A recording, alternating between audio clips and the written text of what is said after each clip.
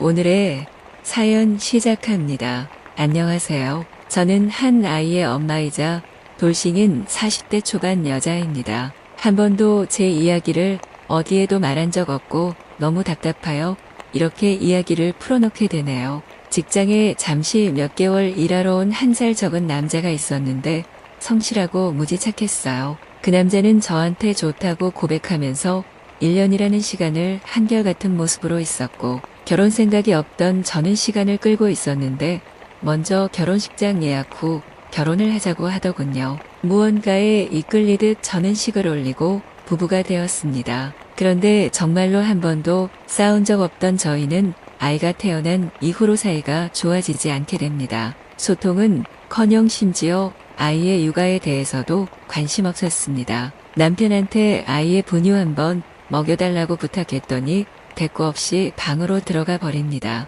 그리고 매일 야근이나 약속 있다 하고 집에 들어오면 바로 또 나가고를 반복으로 지내게 됩니다. 그럼에도 저는 이해하려고 했습니다. 그러던 어느 날 남편의 이 모든 행동들이 거짓임이 드러나기 시작했습니다. 매일 술자리와 캠핑 다니고 겜을 하면서 시간을 보낸 것이었습니다. 그래도 모른 척했으나 생활비를 주지 않으면서 더 이상 참는 것도 힘들어지기 시작합니다. 이렇게 결국 더 이상 부부로서 회복하기 힘든 상황이 되어버렸습니다. 어느 날은 퇴근하는 길에 계란 좀 사다 줄 수 있냐고 부탁을 했더니 돈이 없다고 합니다. 어떻게 아이의 반찬거리 1,500원짜리 계란조차 거부할 수 있는지 도무지 이해되지 않았는데 퇴근하고 오는 남편 양손에는 본인 술하고 안주는 가득 사서 들려 있었습니다. 이 모습들을 이해를 해야 할까요? 늘 이런 생활이 반복되고 점점 마음이 지쳐가고 있던 중 살기 위해 아이를 어린이집에 잠깐 맡기거나 데리고 다니면서 생필품 팔아 아이의 먹을거리를 해결하였습니다. 가끔씩 전 직장에서 바쁠 때 불러주면 아이 데리고 가서 눈치 보며 일하기도 했고요. 함께 힘을 합쳐도 힘든 세상에 저희는 각자 그렇게 대화 없이 살아가게 됩니다. 남편은 본인 하고 싶은 거 다 하면서 항상 일하는 척 여전히 거짓말을 하며 그 생활을 즐기고 있었습니다. 어쩌다가 생활비 조금이라도 달라고 하면 없다 하고 차를 바꿔야 하는데 돈 없어서 걱정이라면서 말을 돌리기도 했습니다. 또 몰래 새 차를 사고도 멀리 마을 공터에 주차를 하고 걸어오다가 우연히 제가 보게 되었습니다. 그러나 모르는 척했고 차량 등록증이 집으로 오는 바람에 들통이 났는데 얼굴색 하나 변하지 않고 회사용이 이자 없이 돈 빌려줘서 차를 샀다고 변명을 합니다. 또 출장으로 3개월이 지나서 들어왔는데 아이가 아빠 핸드폰을 가지고 놀 때 우연히 본 메시지에 그동안 직장 동료 집에서 월세를 내면서 게임을 하면서 살아왔더라고요. 점점 늘어나는 거짓말에 저는 남편에 대한 신뢰는 바닥을 찍고 있었습니다. 엎친 데 덮친 격 친정아버지 사업이 망해서 모든 재산에 압류가 들어오고 급한 마음에 보험들을 해약하고 보니 1,300만 원이 모자라서 남편한테 부탁을 했으나 내가 왜 도와줘야 하는데 그래서 가족이잖아 조금만 도와주면 안 되냐고 하니까 싫다고 하더라고요. 그래서 돈을 갚을 테니까 제발 도와달라고 하니 그때서야 회사형한테 빌린 거니까 꼭 갚으라고 하더라고요. 이건 역시 거짓말이었지만 친정엄마가 한 달에 한 번 남편 통장으로 70만 원씩 넣으면서 돈을 전액 갚았습니다. 그런데 한 번에 들어온 게 아니라 본인한테는 푼돈이고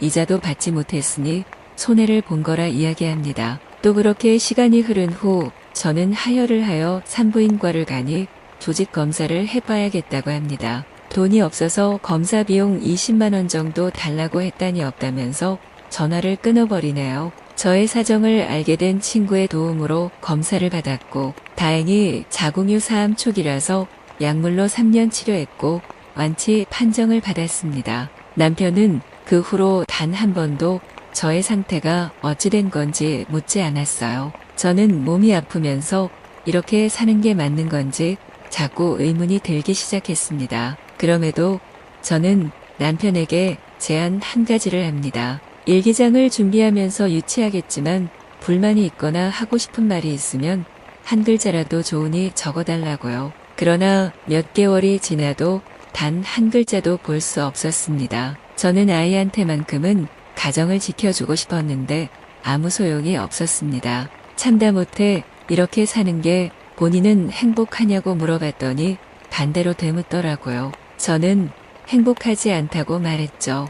그랬더니 그럼 각자의 방법으로 행복하게 살면 되겠네 하는 거예요. 그래서 그 뜻은 뭐냐고 물었더니 진짜 몰라서 묻냐면서 나가버렸습니다. 그 다음날 시댁에서 부모님들이 돌아가면서 전화가 오고 이상해서 남편한테 문자를 남기니 각자 마음이 맞지 않아서 헤어지기로 했다고 말씀드렸다 합니다. 더 이상의 대화는 불가능하겠구나 싶어 합의 이혼 서류에 사인을 하라고 했더니 기다렸다는 듯 바로 해주네요. 그렇게 해서 저희는 아이 5살이 되던 해 너무나 쉽게 이혼을 하게 됩니다. 이혼 서류를 구청에 접수하고 나오는 길에 애랑 살아갈 집 보증금이라도 달라고 했더니 본인이 왜 그렇게 해야 하냐는 대답에 할 말을 잃은 채 그냥 그렇게 집으로 돌아왔습니다. 집에 와서 집 계약서를 찾아보니 8개월 후 계약 만기여서 그 안에 집 알아봐야겠다 했는데 정확히 5일 후 세입자 5일 후 입주라는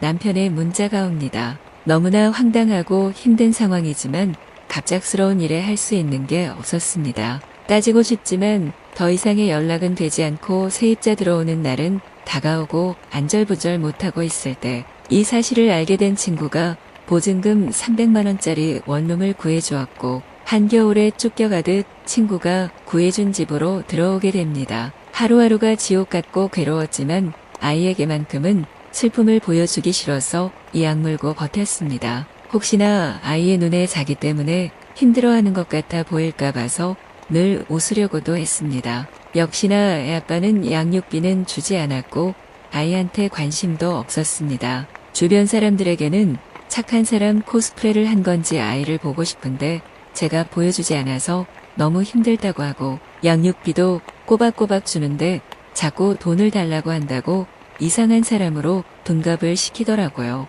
거기에 제가 짐을 싸서 나가서 어쩔 수 없이 자기가 이혼한 거로 되어 있더라고요. 어떻게 이럴 수가 있는지 너무나 화가 나고 속이 상했지만 방법이 없었습니다. 싸울 힘도 정신도 제게는 없었으니까요. 이제 아이가 12살입니다. 밝고 건강하게 자라줘서 너무나 감사한 마음뿐입니다. 분명 갖고 싶은 것도 있고 하고 싶은 것도 많을 텐데 표현 한번 안 하는 그 모습이 가슴이 아파왔습니다. 오히려 저한테 자기를 키워주고 옆에 있어줘서 감사하다고 합니다. 이런 모습에 더 열심히 살아야겠다는 생각이 들지만 아이에 대해 아무것도 하지 않는 아이의 아빠를 보면 너무 화가 납니다. 저는 이 남자랑 결혼을 왜 했을까요? 또 이 남자는 저랑 왜 결혼을 한 것일까요? 저는 이제 어떻게 해야 하는 것일까요?